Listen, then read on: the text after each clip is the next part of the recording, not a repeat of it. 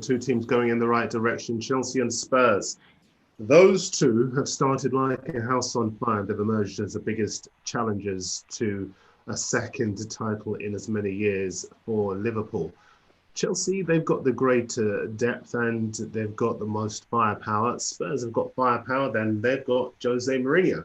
Now, Mourinho managed Frank Lampard, keep up, two titles during his first spell of Chelsea. But when you look at the jobs that the two teams and the two managers have done over the past 12 months, which Troy manager has done the best? Which club has taken their club further forward over the last 12 months?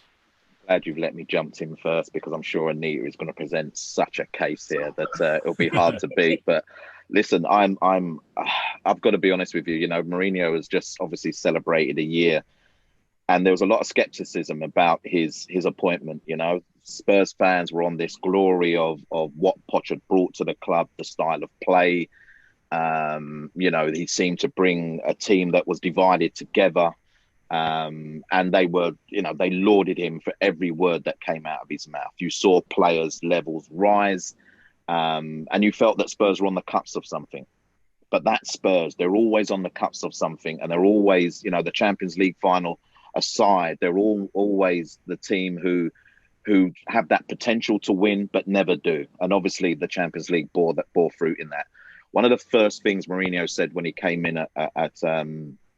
at Spurs was to talk about that winning mentality, and how Spurs had to change the mentality within their changing room and become, and I can't use the language, but become nasty at what they did.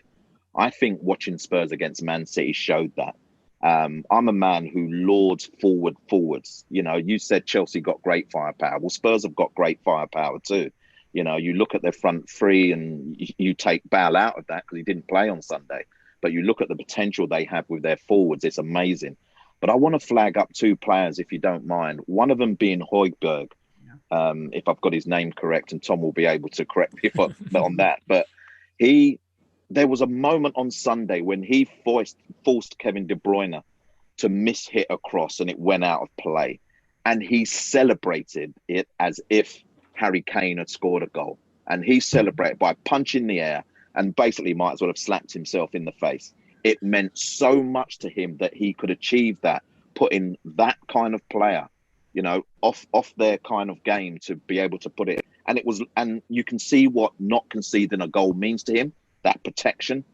I've seen that in Eric Dyer a little bit as well. He's been immensely criticised, Eric Dyer. But I saw a real polished performance from a centre-back there who, you know, has been much aligned. But he's understanding what the manager wants from him. So I think it's an unfair question. I think both have made incredible strides. You didn't say a word about Chelsea. No. I'm getting my bit in about Spurs first. You know, but listen, Anita's going to know much more than me. I visibly see Chelsea and think, yeah, what a great side. I see elements in that side. I think, what about the big games? What about the big games? And we all know what those big games are. And that's why I would edge it Mourinho, but with absolute respect for what Chelsea are trying to achieve. Anita, Chelsea either go for it, fancy it, buy the players, win the league, or they don't. Quite simply, over the last few years, this looks like one of those years where they fancy it. Mendy in goal, Silva at the back. You look strong. Can you win the league this season?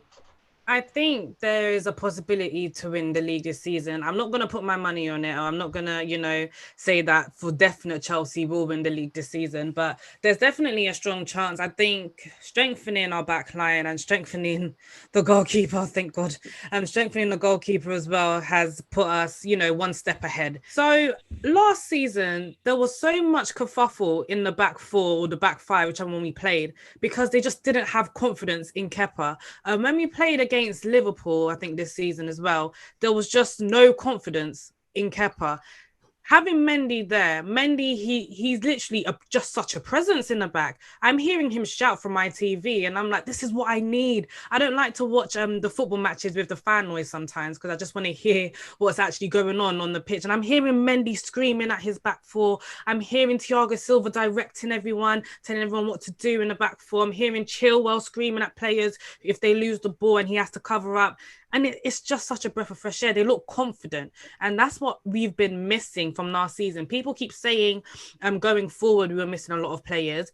I would have been more comfortable strengthening just our back line and getting a new goalkeeper in than strengthening our front three. Personally, I would have been more comfortable with that and then just gone for top 4 this season. But of course, we strengthen both ends of the spectrum.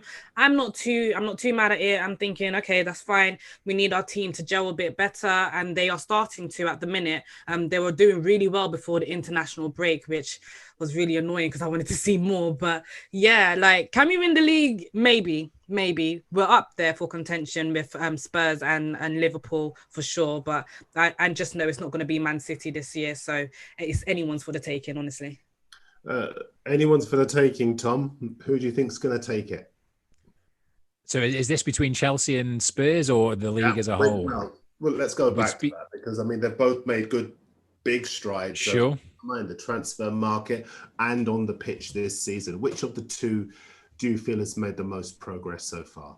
I think just following on what Anita said, if we look at the Liverpool example, when Alisson came in, I think Van Dijk was there before, but it was only when they had that firm spine, you know, the missing piece of the spine, that everyone was sort of like, okay, all right, on a domestic front, week in, week out, they have that reassurance in the goal. And I think that's definitely evident with Chelsea. I'm a self-confessed big Jose Mourinho fan. I think there's lots of things you can criticize him for him, but I think in this last 12 months, we have seen him for the first time, arguably, this is judging him from media perception and what we see on Amazon, just become a little bit more humble. Because if we think back to when he first was appointed at Spurs, it was a fresh backroom staff. He was, you know, some managers, not mentioning their names, are still out the game because they don't think there's a club at their level that they're willing to come back to. And everyone did think, oh, this is Jose done, isn't it? He's going down a level. He's gone to Spurs. Spursy, are they ever going to do anything? Does he have the capability?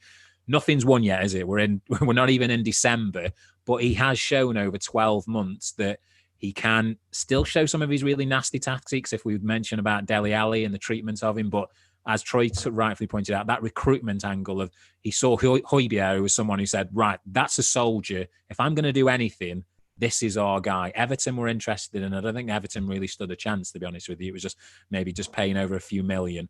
So I think, if I'm right, Spurs are only behind Man City and Liverpool in terms of how many points they've accumulated since Jose's been there, because he's been there and he's done it before. And with all due respect, Anita, I looked at Chelsea's last 3 games. What is it? Burnley, Sheffield United, and Newcastle. So I think, I'm not to say that it can't, but it's interesting. Tom. Thanks for flagging that up. I think it's really important to understand that. When we get the other side of those games, and of course, again, this December period is where it's going to really rear its head as regards to big games on a consistent basis. I do feel at the moment, if I was a Spurs or a Chelsea camp, I'd be in the Spurs camp as regards to what I can see that can go and win the title. Very quickly, Tom, you mentioned Jose Mourinho stepping down a level. If he were to win the league, let's fast forward to May, and he does win the league. What does that do for Mourinho's reputation? And it's weird to say this for a man who's won so many Champions Leagues in so many different countries. But as you suggest, there were some suggestions that his star may have dimmed. What would winning the league with Spurs do for him? I think when you say suggestions, Darren, I think many people, including myself, had written him off. I was thinking maybe the Portuguese national job or the PSG, because with all due respect to PSG, that seems as though an environment you could see Jose. I think it just puts him back on the table, doesn't he, as regards to, because, again, there is always going to be that caveat of the Dele Alli example of he won't fit everyone and he will upset people, but it's all about winning, isn't it, at the end of the day? And if he can come out the other side of saying, if you back me, I ask for what I want, I get you. Obviously, with the Spurs thing, if we compare it to Manchester United, I know a lot of people made a difference of he didn't move to Manchester. He didn't, there was always that disconnect. He's in London. He's in a comfortable sphere, but he's challenging himself with a new conscience setup. He's challenging himself, arguably, with a lower tier of players, lots of very good players, but the base levels perhaps lower than what he has been used to being worked with. And we all know, I just love to see that post-match interview as regards to if it is he seals the title, because he'll be just sending out signals to let everyone know who's written him off that he's back, he's not going anywhere. And, Juventus, I could certainly see them saying, okay, Jose, you're the man to take, that we want this Champions League. you're shown potentially that you could be the guy that can deliver that for us. Anita, what would it mean for Frank Lampard, a season after taking Chelsea into the top four that had the transfer ban? He blooded the young players, he saved them many millions in the transfer market, and now with the stronger investment, he's competing for the title. What would it mean if he could make the step up from being a legend on the pitch for Chelsea to being a legend in the dugout for Chelsea? I think after speaking to so many Chelsea fans, I think it will be a moment where you see a lot of us get into tears. I'm not one to shy away from crying for football. I do shed my tears here and there, but it'll probably be top 5 achievements at Chelsea Football Club, because not only did we not spend a dime last season, we used our youth players, which we rarely get to see happen. Lampard being one of the biggest legends at Chelsea Football Club, coming in, using our youth. It's kind of like poetry. Like, it's a beautiful story. And if he can manage to even just contend for the title and maybe just win, you know, a small cup, maybe an FA Cup, things crossed. If he can just win an FA Cup, I think it'll just be beautiful to see, and it'll be great to see his growth going forward as well. He's one manager that I can see unanimously Chelsea fans support. Obviously, we've had plenty of managers in the past, and not every one of them has had, you know, full support from the Chelsea fans, apart from Jose Mourinho in the early years, funny enough. But yeah, it will just mean the world, especially to me. Forget Frank Lampard, it will mean the world to me. It will mean the world. Can I counteract that beautiful story, which was so well put, by the way? Yeah. I just want to put a little bit. Tom flagged something up, and to be fair, I'm going back there. You know, when Mourinho was appointed, and the first few games, and you know, people were saying that he was a dated coach, and you know, had gone as far as he'd gone. His best days were behind him. Although he's the last Man United manager, am I right, to win any trophies back at that club? But this is not a Man United pod today. You know, he's brought an intelligence into that football team, and when I say a football intelligence into that football game, in that football team, he will be massively disappointed, and you will know this, that he couldn't see out the West Ham result, couldn't see out the Newcastle result, and the team would have paid for that in terms of mentality. You know, this is the thing about Mourinho. He's like no other. He works on aspects of the game that I'm not sure that other people do, and I'm not being disrespectful to them in that way. The constant about Dele Alli, I don't get it. Honestly, I don't get it. You know, you compare Arteta's treatment of Ozil. You know, you compare the history of when George Graham used to ostracize people and they would never play for his team again. But for some reason, when it's Mourinho that does it, you know, let's be serious. Those back pages were filled with negativity. Spurs start to win, and all of a sudden, people are forgetting about Dele Alli now. And I'm not saying it's right or wrong, and it's a two-way process in that conversation, by the way, and it's one where you'd want to see a talent like Dele Alli shine through. But let's not forget, he wasn't playing under Pochettino. He wasn't representing England. He'd had an issue with Gareth Southgate, which was public. But yet, at the minute Mourinho comes and deals with him in a certain way, he did try and build his team, not around him, but include him in it. It just seems like Dele needs a renewed focus. And whether that renewed focus is seeing Spurs win games consistently and think, you know what, I need to be a part of that. And to be a part of that, I probably need to change a little bit. Or whether it is that eventually he leaves the football club with good wishes, you know. But I don't think that's where the focus should be. I think the focus should be what Mourinho is creating. I was going to say down at White Hart Lane, down at the new Tottenham Hotspur Stadium. Just the last point on this one quickly. I think I'm still back myself as regards to the Spurs now, but I think what Lampard has shown, largely due to the opportunity he's been given, because what we're talking about, an age differential, Jose's in his 50s, Frank's late 30s. Yeah. What Lampard would have learned, you know, in such a fortunate position of, in so young of his career, this expectation, and now even this season beginning to challenge and sort of show that he is capable of largely being a top four. And, you know, when many people, certainly last season, were maybe questioning whether or not, and still probably even, it only takes one result, doesn't it, before we start questioning it again. But Sunday. I think for him, as Anita's pointed out, the growth of youth, bringing in big players, working with big players, paying this money, dealing with that expectation, the merry-go-round of the media, of his presser and his post-match, and dealing with that.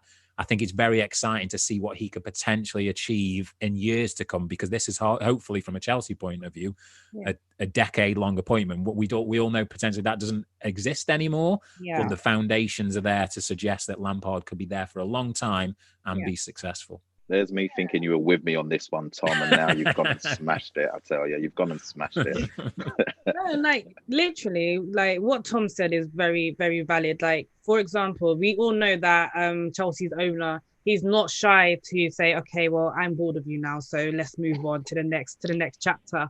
And obviously he'll probably do it very respectfully. I know him and Lampard, they've got a good relationship as well. But this just sets the standard of Frank Lampard right now. So if Frank Lampard manages to pull it out the bag, manage to win Chelsea trophies, despite having the transfer ban, despite having to use the youth, having big players with big personalities coming to the club as well. If he manages to pull this out the bag, he can be literally asking for any job that he wants in Europe at the minute. He can say, well, I've won this with Chelsea Football Club under this amount of pressure. I did this for Chelsea. What can you offer me now? So this is the beginning of his career, and it's one that can make him as high as Jose Mourinho in a few years to come, possibly. But going back to the whole Tottenham and Chelsea, who's made the most progress, funnily enough, I do think it's definitely Tottenham. I would definitely get some I'll definitely get some hate from Chelsea fans, but before I am a Chelsea fan, I am a football fan, and I'm not blind to what Mourinho has done with Tottenham, especially since Pochettino left. They were down in the dumps when Pochettino left. Mourinho came back in, and he gave Tottenham that winning mentality, and that's something that Tottenham haven't had for several years. I call them put pressure FC, because that's all they tend to do. They tend to put a lot of pressure on other teams, but they never go ahead to actually win what they need to win at any stage in time. Champions League, for example, they put pressure for the whole of their Champions League campaign. Came to it, bottled it, you know. They did. But with that being said, Jose Mourinho's come back. He's lifted up their heads. Like, it's not nice to see our England captain, Harry Kane. He comes in for the Champions League final, and obviously he doesn't make the impact that he would have liked to have made. And coming back from that would be difficult. And Jose Mourinho, he's come in and he's told Harry Kane, you're the best striker in the world. Show me you're the best striker. Especially with the Dele Alli situation. He tried with Dele Alli. He made the focal point around Dele Alli. If Dele Alli wasn't able to live up to that standard and live up to that expectation, I don't blame him for dropping Dele Alli the way that he has done it, because we all know how Jose Mourinho is like. He knows what he likes and he knows how he wants to play. If you don't play to that standard and it abrupts him from winning, then you are going to get benched. And that's the harsh reality of anything in life, to be honest. If I'm not performing at work, I'm getting fired. So yeah, it's the harsh reality.